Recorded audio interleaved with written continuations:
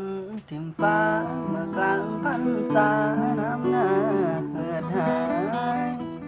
ปลาขอนดินตายควายบักตูเขียวเอื้องเฟื้องแหงนกแจ่มแป้นห้องห้อยงากันคอส่งข้าวฝนแลตกไกลแล้วน้องงานแต่ง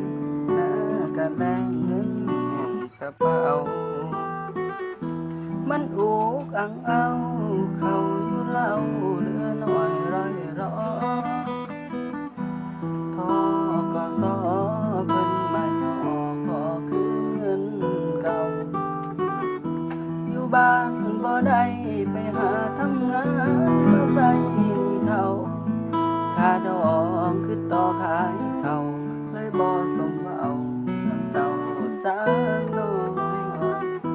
กระเป๋าเสื้อผ้าพาดขึ้นใส่บ่าอำลานารัง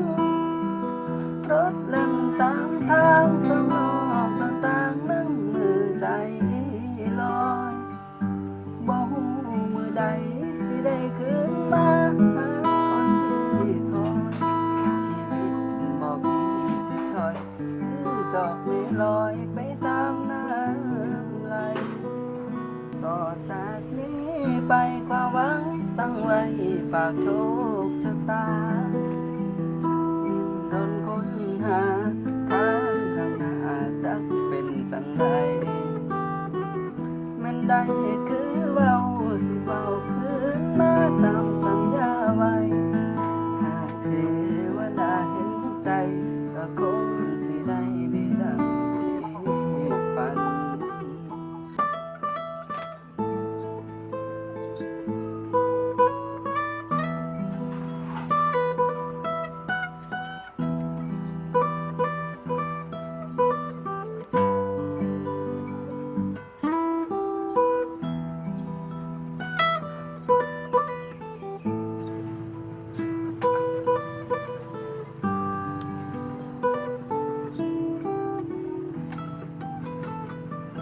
กระเป๋าเสื้อผ้าพาขึ้นใส่บ่าอำลานารัง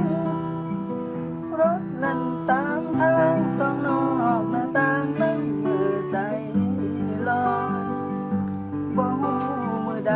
สิได้คืนมาหาคนที่คอยชีวิตบ่มีสิทธิ์ถอยคือจอกเลื่ลอยไปตามน้ำไหลต่อจากนี้ไปความหวังตั้งไว้ฝากโชคชะตา